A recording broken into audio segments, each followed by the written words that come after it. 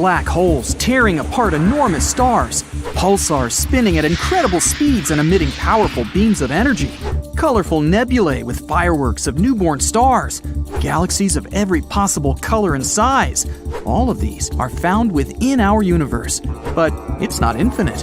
It has a boundary, a literal wall, and beyond that, there's an absolute nothingness. Right now, we're going to make a journey to that wall.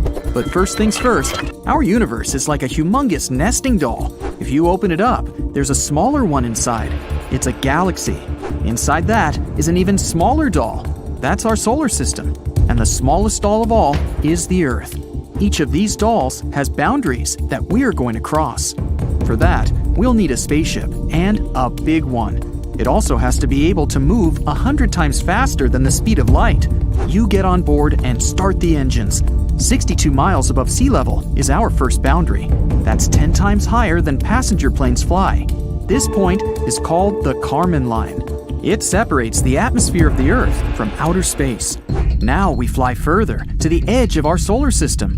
We turn on the hyperdrives and fly past Mars, Jupiter, Saturn, Uranus, and Neptune. We've traveled a distance of 100 astronomical units. 1 AU is the distance from Earth to the Sun. And here's the boundary of our solar system, the heliosphere. Here, the speed of the solar wind decreases rapidly. First, it drops from 620,000 miles per hour to the speed of sound. Then, there's a layer called the heliopause. This is where the wind almost vanishes. And then, our ship experiences a bow wave. This is where we feel the force of the interstellar wind, which collides with the boundary of our solar system. When you pass this boundary, you find yourself in the dark of interstellar space. And here, you can find two human-made objects that made this trip for the first time in history. They're Voyager 1 and Voyager 2. Voyager 1 crossed that boundary in 2004. Voyager 2 did it in 2007. These space probes discovered that the heliosphere is not a perfect ball around the sun. Its southern boundary is 10 AUs closer to the star than the northern one. So, we're moving in interstellar space and will soon approach a stone wall around our solar system. 200,000 AUs further, and there it is. This wall of rock is the Oort cloud. In fact, it's a pile of asteroids that surround our world. Scientists speculate that the Oort cloud could be the source of comets and meteorites that fall to Earth, but they're so sparse that we easily fly between them. Now we're in complete darkness. The Milky Way is about 106,000 light-years wide. In a conventional rocket, it would take billions of years to fly across that distance. But you throttle to the max. You masterfully fly past the stars and planets as if on a racetrack. And within minutes, you're at the edge of our galaxy. There's no more interstellar wind. All you see are bright dots somewhere in the distance. These dots are huge galaxies. We need to look at a map to make a route to the edge of our entire universe. You're here, near the Milky Way galaxy. It's part of a cluster of galaxies called the Laniakea supercluster. But even this huge thing is like a little street in a big city. Zooming out, we find Hydra Centaurus supercluster. Thousands of galaxies on the map look like little dots. Maximum zoom out. This is our entire observable universe. We thought it was infinite, but we may have proof that it has a boundary. It's here, 10 billion light-years away from our home. Even if you travel at the speed of light, a trip there would take twice as long as our whole planet has existed. During that time, the sun will either fade away or explode like a supernova, destroying our entire solar system. And if you can live that long and then return home, you will see that our galaxy is there no more. It's long since collided with the Andromeda Galaxy and merged into one big cosmic body. Luckily, your ship is able to warp space-time so that this journey will literally take a few seconds. Boom! Congratulations! You've arrived at your destination, the Eridanus supervoid. Some scientists believe this location is the evidence of collisions of our universe with something big enough to leave such a large scar. The Eridanus supervoid is an empty and cold space 1 billion light-years wide. If you think of this void as a cup, it would fit at least 10,000 galaxies, and it appeared after an accident of gigantic proportions. The object that crashed into our universe was Another universe. Yes, other universes may actually exist. Imagine that our entire universe is a huge bubble that contains all the clusters of galaxies in the observable universe. There could be an infinite number of such bubbles. They could have been born during the Big Bang. These universes may be different from ours. They may have other galaxies and nebulae. But these bubbles could also be parallel universes. This means that if you chose cereal over oatmeal in the morning, in another universe, your twin would choose the oatmeal. Every choice you ever made in life had completely different consequences in a parallel universe. And because the number of choices are infinite, there's a whole infinity of parallel universes. So, like a regular bubble, our universe has a wall that is near the Eridanus supervoid.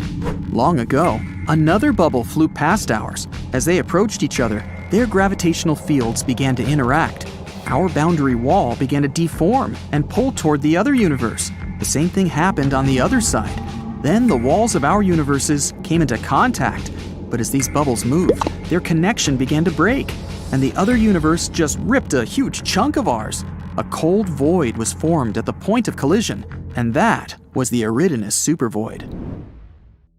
A recent study suggests the universe is similar to your brain, only at a much, much larger scale. The brain's neural network contains about 86 billion neurons. The observable universe has at least 100 billion galaxies. Both galaxies and neurons have a similar structure. It's a complex web of nodes linking up long thread-like fibers. But in each of these systems, the fibers make up a mere 30% of the total mass, and the remaining 70% are either water in the brain or dark energy in the universe.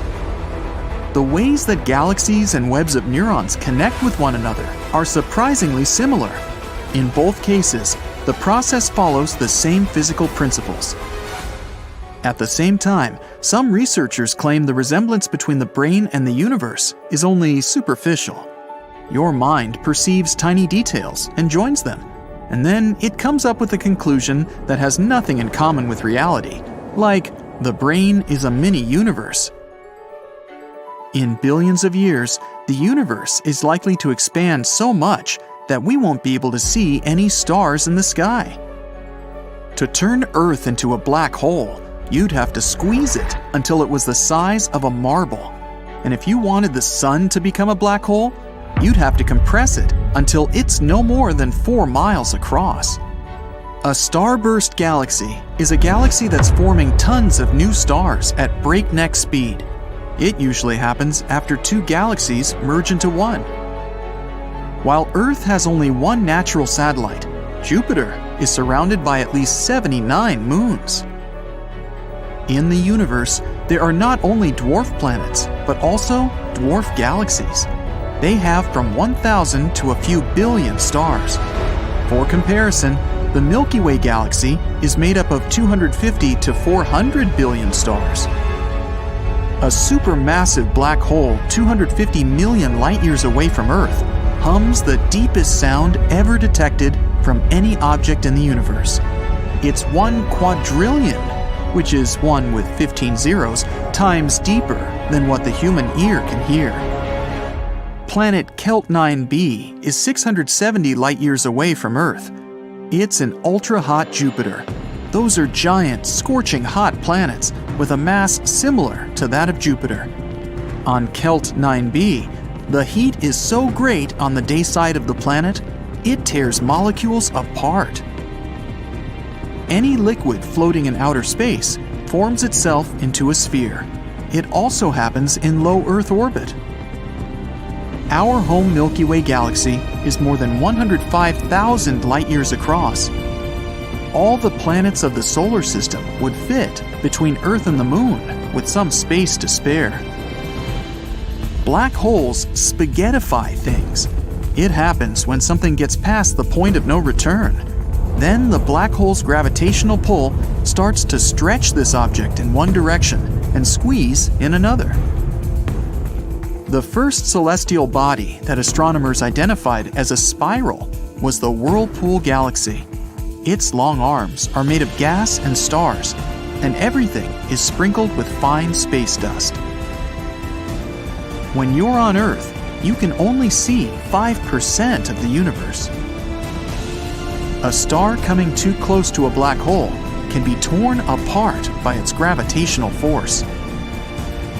WASP-12b is a giant planet 1,400 light-years away from Earth. It's made up mostly of gas. Unfortunately, the planet is doomed. It orbits too close to its parent star. In about 10 million years, WASP-12b will be swallowed by its greedy sun. Our Milky Way galaxy and the Andromeda galaxy, its closest neighbor, are going to meet in a bit less than 4 billion years. When they collide, they'll form one huge elliptical galaxy. One of Saturn's smaller moons, Enceladus, reflects almost 90% of the sun's light. It makes the moon one of the brightest objects in the solar system. But since it reflects sunlight instead of absorbing it, the temperatures on Enceladus's icy surface drop to -330 degrees Fahrenheit. The highest mountain in the solar system is Olympus Mons on Mars. It's 3 times as high as Mount Everest. If you were standing on top of Olympus Mons, its slopes would be hidden by the planet's curvature. In our solar system, Mercury and Venus are the only 2 planets without moons. Scientists who are planning to send droids to Mars want to load the machines with lots of heavy equipment. The droids will also be built from stronger materials, all because of the relatively low gravity on the red planet. Everything on Mars is almost 3 times lighter than on Earth. Pluto's largest moon is half the size of the dwarf planet itself. This makes Charon, that's the moon's name, the largest known satellite relative to its parent size. There are 3 golf balls on the moon. They were launched during the Apollo 14 mission. Mathematicians claim white holes might exist, even though scientists haven't found one yet. If you came across a white hole, you wouldn't be able to enter it from the outside, but you'd see light and matter escaping from within. On our planet, one full rotation takes 1 day, but the sun is so enormous that it needs 25 to 35 Earth days to make one rotation. Our sun is insanely massive. Want proof? 99.86% of all the mass in the solar system is the mass of the sun, in particular the hydrogen and helium it's made of. The remaining 0.14% is mostly the mass of the solar system's 8 planets. The sun's atmosphere is hotter than the surface of the star. The surface temperature reaches 10,000 degrees Fahrenheit, but the upper atmosphere heats up to millions of degrees. Venus is a champ when it comes to volcanoes. The planet has about 1,600 major ones, but none of them is known to erupt. The ocean on Jupiter is larger than any other in the solar system, but unlike Earth's oceans, it's made not of water, but of metallic hydrogen.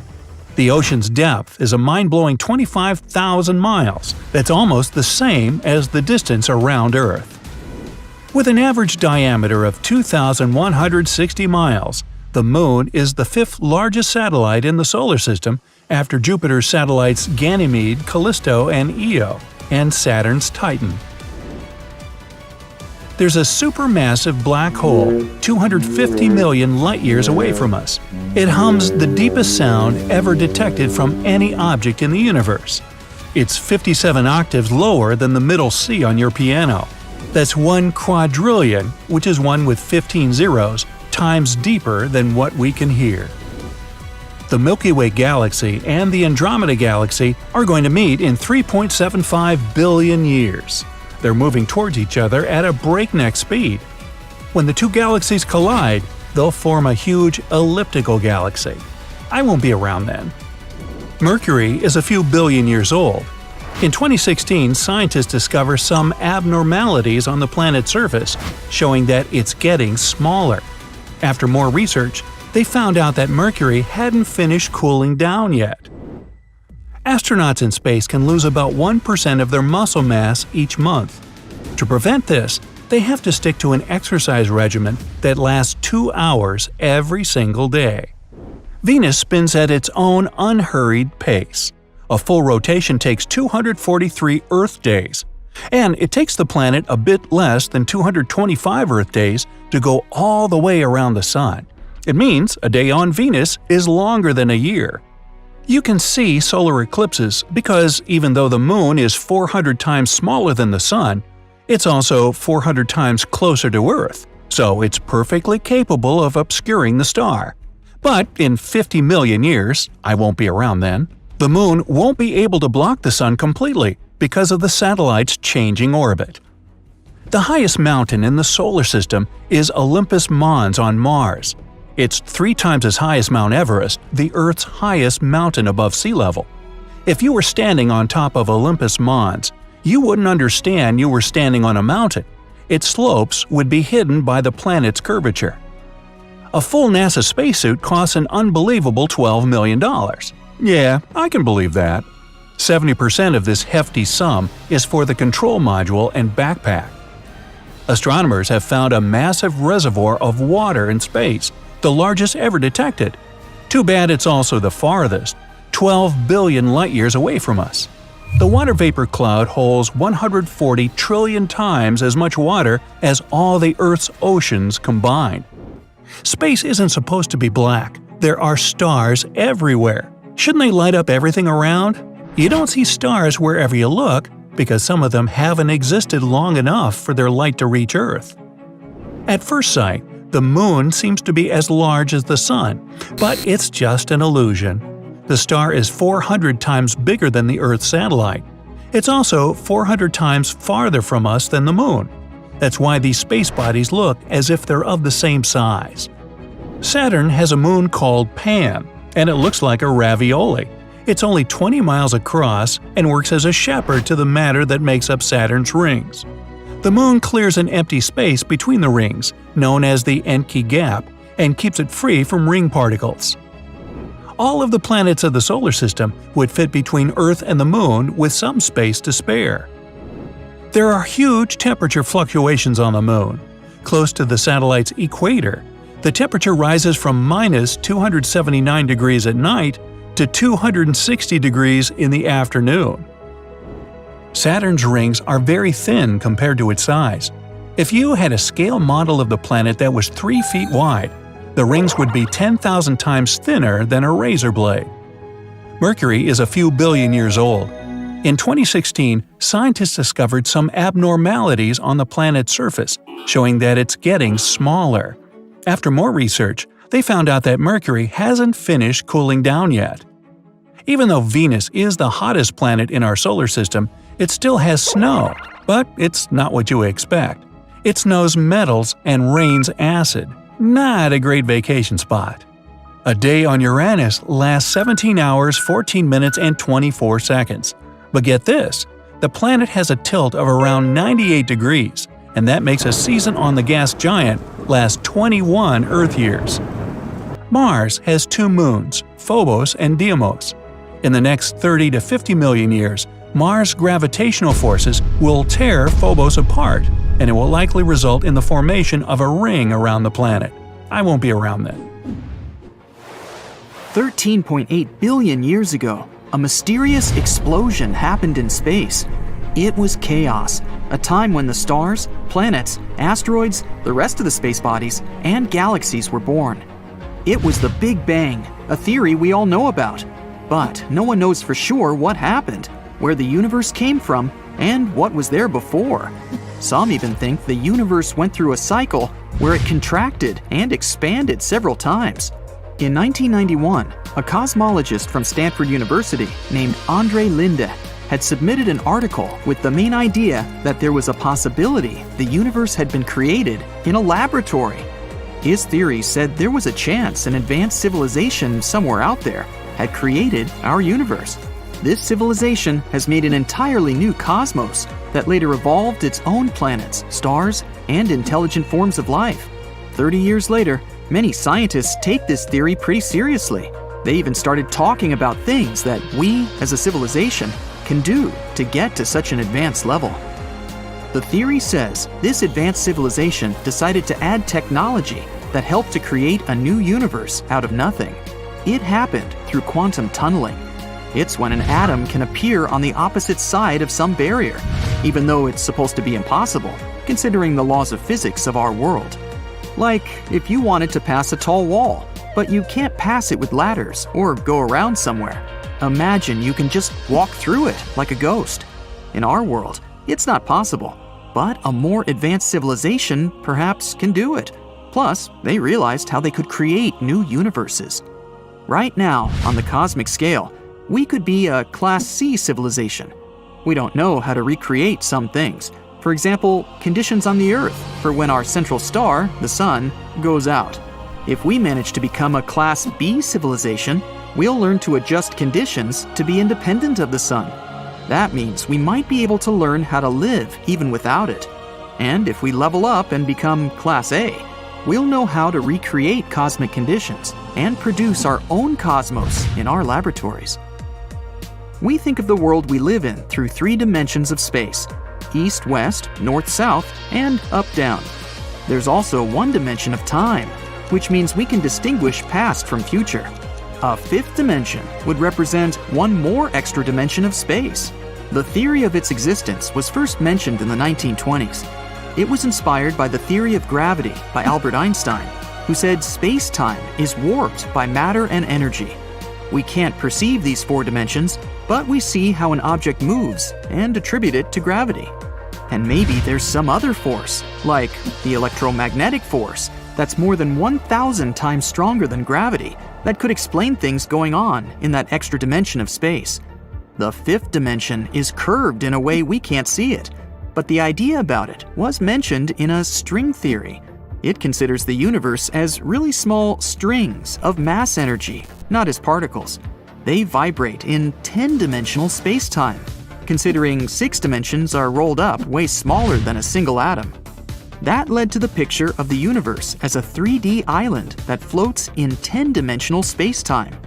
Also, the 5th dimension might be an excellent explanation to tell us more about dark matter. That's the invisible stuff with a mass, but we can't see it, nor can it interact with ordinary matter. And dark matter is 85% of all the matter in our universe. The universe can't be still. It's constantly in motion, either contracting or expanding. We used to think there were 100 billion galaxies, but it turns out there are more than 1 trillion. The galaxies are moving away from each other. This is what it means when scientists say the universe is expanding all the time. There are voids between galaxies that sometimes stretch millions and millions of light years across. They can seem empty, but they can also contain way more matter than we can find in galaxies. Still, stars usually can't be formed there because the matter between those areas has lower density. But there's still plenty of so-called intergalactic stars. A good example is the Virgo galaxy cluster, 10% of which are intergalactic stars.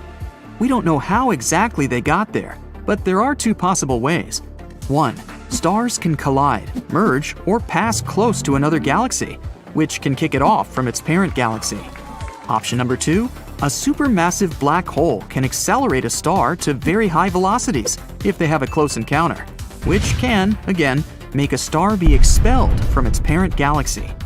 If you could have a giant magnet, you could even pull something out from the vicinity of a black hole. That's possible if the magnetic field near a supermassive black hole is as strong as the black hole's gravitational field. But it doesn't work if we're talking about material that's already beyond the black hole's event horizon. That's a spot with a gravitational force so powerful, not even light can get away. You'd need to accelerate this material to the speed of light, at least, to get away. For that, you'd need an infinite amount of energy. But a magnet could help if something's heading toward the black hole but didn't get inside yet. When someone mentions a black hole, you might get a picture of some giant void in space, but the Milky Way is most likely full of thousands of smaller black holes that float around the galaxy. You've got the list of planets to plan dwellings for, and the first one is Venus. The Earth's evil twin sister meets you with a refreshing 800 degrees Fahrenheit and a beautiful sulfuric acid rainstorm. First of all, the heat means living on the surface here is next to impossible, so you immediately put the prospective house several dozen feet underground. The walls, floor, and ceiling must be made of some heat-resistant and durable material, so you make them out of hafnium carbide. Discovered way back in 2016, it withstands temperatures of over 7,000 degrees. Next, you install the air cooling and purification system. It captures the toxic air from the Venusian atmosphere and pulls it through a complex network of filters, delivering breathable air to the dwelling.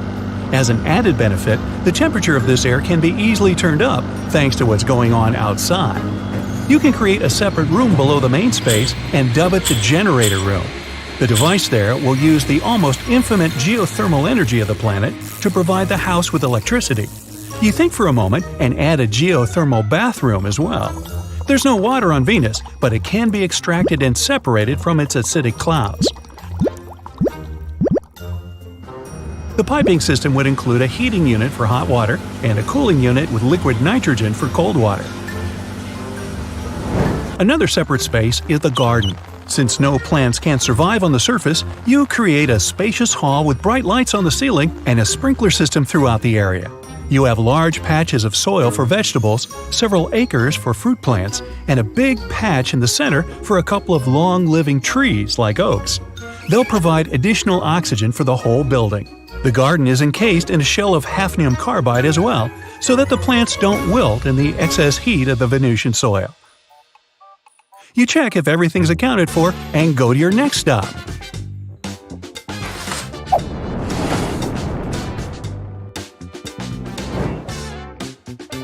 Saturn. It's a gas planet, but there's a thin yet stable layer that can be called the sweet spot. Its temperature is just right for humans to feel fine.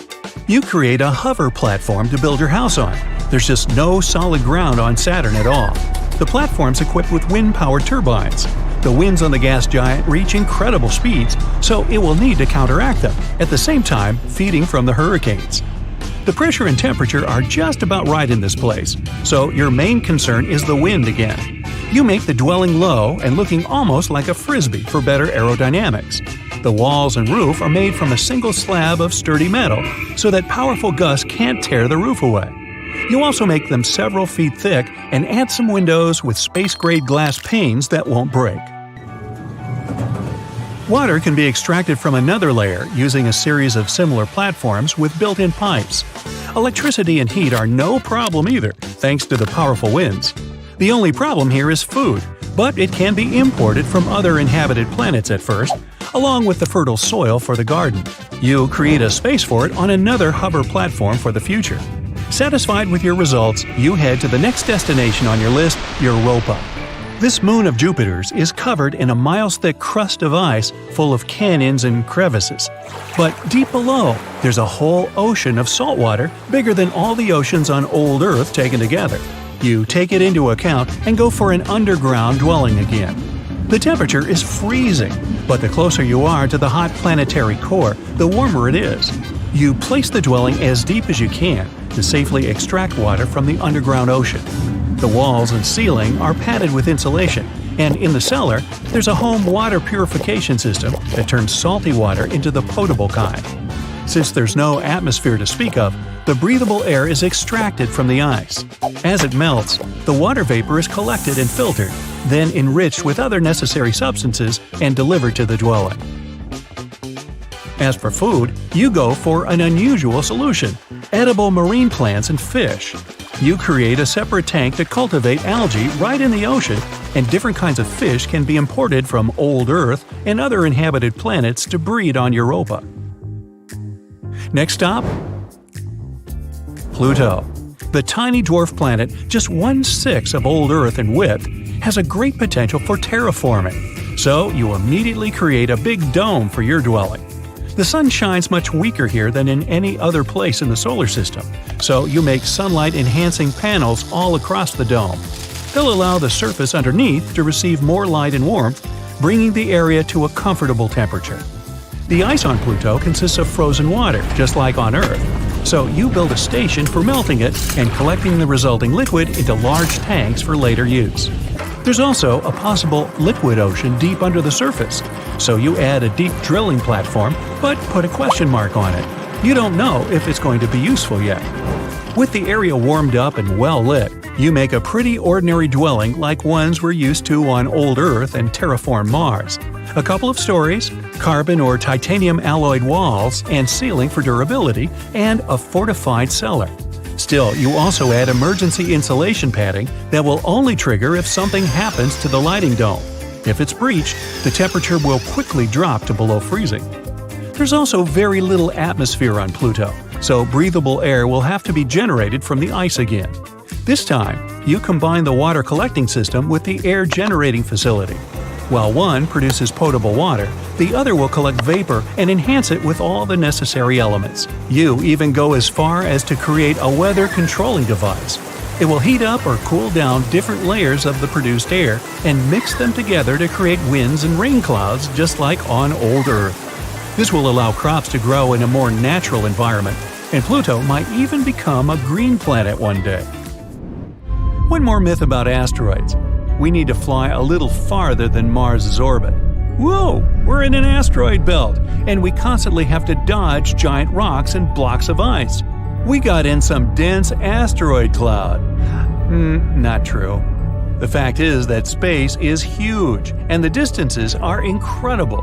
All the rocks and debris in the asteroid belt are only 4% of the weight of the Moon, so there really aren't that many of them there. To understand the size of the emptiness in space, look at the collision of two galaxies. There are billions of stars in each of them. If we mix them up, it's unlikely there will be any collisions even here. Another myth is that there's zero gravity in our orbit. Imagine you're in a huge box 10 miles up in the air. Now we let go of the box and it starts to fall. You're falling simultaneously with the box at the same speed. And now it's as if you feel zero gravity.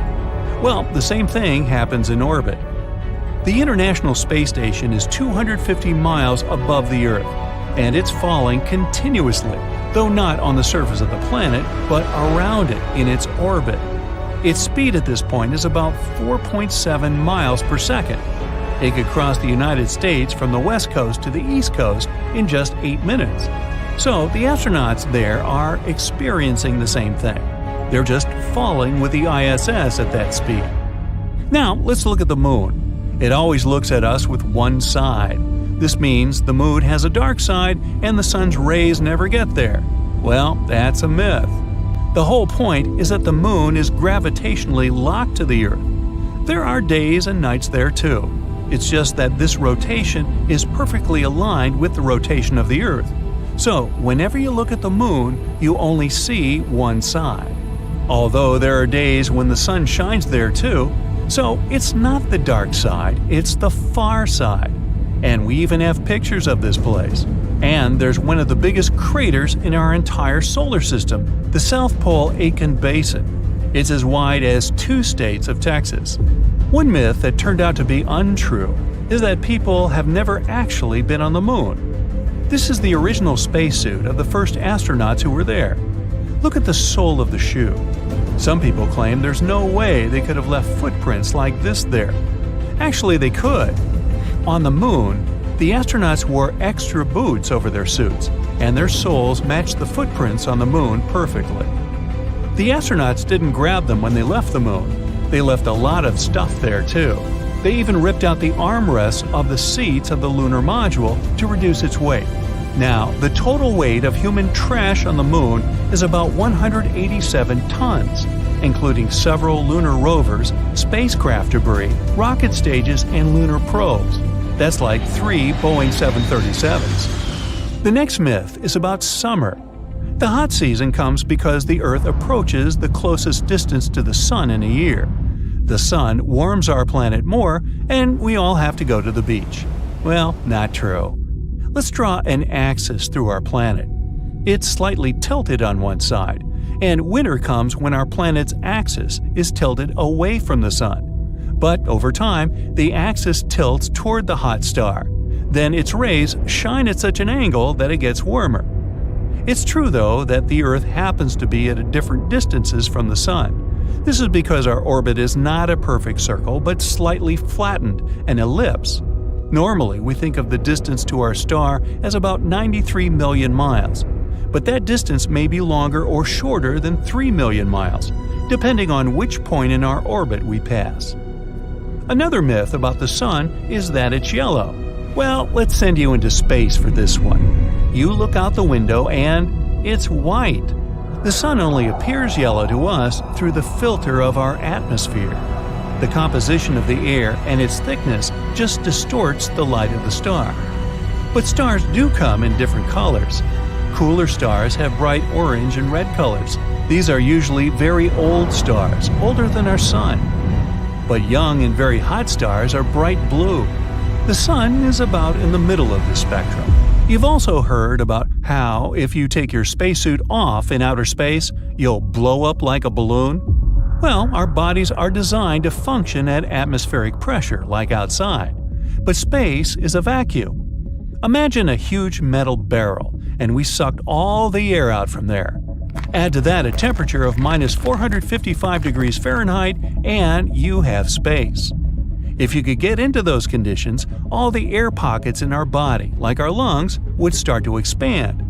So you really could blow up like a balloon if it weren't for our elastic tissues. They stretch and bend, so you keep your body size. You'll have enough oxygen in your body to last about 20 seconds. Then your brain will begin to starve and soon you'll pass out. So you won't blow up, and you won't even freeze because you'll be in a vacuum. It doesn't conduct heat. For example, water conducts heat very well, and you feel cold from it instantly. But you feel better in the air of the same temperature. If you're in the vacuum of space, the super low temperature won't be a problem for you. Much worse is solar radiation. On Earth, we have a shield against radiation in the form of the atmosphere.